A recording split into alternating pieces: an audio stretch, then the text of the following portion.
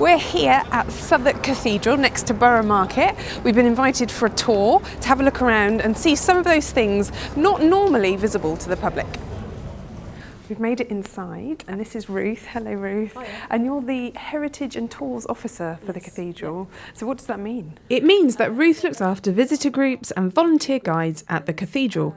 But for us today, it means she's going to show us around, including the bell ringers practising in the belfry, getting up onto the roof for some fantastic views of London.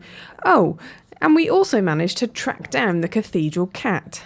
So straight away at the back of the cathedral you can see these incredible wooden bosses. So in the 15th century the roof of the cathedral fell in and it was rebuilt, a wooden roof was built in its place, and these wooden bosses were placed into that roof.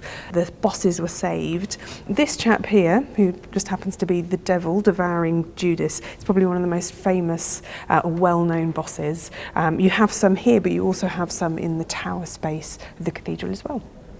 Next up, a little bit of theatrical history involving the bard himself. So just round the corner you have the Globe Theatre, and William Shakespeare and his contemporary actors and playwrights would have been local to the cathedral. Shakespeare's brother Edmund died and was actually buried here in an unmarked grave, but what you have now is what they call a ledger stone, which marks the fact that Edmund Shakespeare was buried here in Southwark Cathedral. He died in 1607.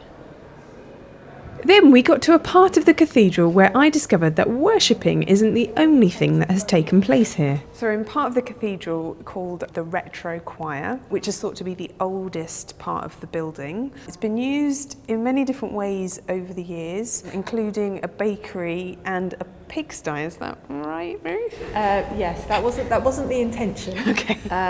So they decide keep it as a bakery, but you can't have it as a pigsty. Something else you might miss here is due to people not doing the thing that applies to many other historical things in London. Don't forget to look up. So the chandelier is incredible, but it's got some really fantastic details. So if you look really close, you can see the crown, underneath which is the mitre, which is symbolic, the idea that the crown is more powerful than the church. And it was given by a lady, Dorothy Appleby.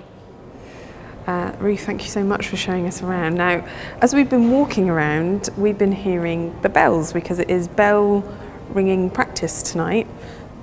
Can we go up and have a look? Yep. Time to climb some stairs.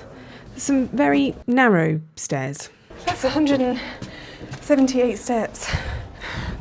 Oh, wow! Look at that. This is the roof of the nave. It's a bit dusty.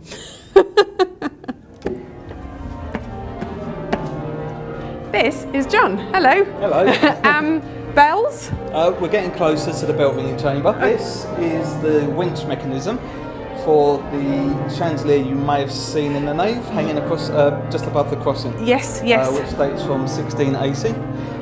So when we need to light it for important services such as Easter and Christmas, the vergers will use this winch system to lower it, and they can light the candles. Okay. Charles Dickens came and rang the bells here. John was saying he knows for a fact that he would have stood on these very stairs. The bell ringers practice every Wednesday, and we found out why we needed the ear protection when we got to see right inside the belfry.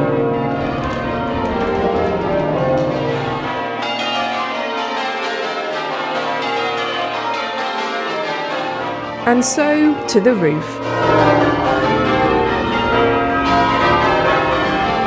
Wow. Oh my goodness. That's London. Did you know there was a short period of time in London's history when Southwark Cathedral was the tallest building in London? It's now overlooked and dwarfed by the Shard, but on a summer's evening it's a stunning vista onto the city. So we've got the north here, we've got the river and the city. On the east side, of course, the Shard and London Bridge. You can see the trains coming through. I mean, in the distance you can see Crystal Palace.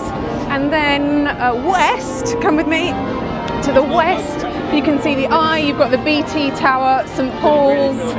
I don't think that I've ever seen a better view of London.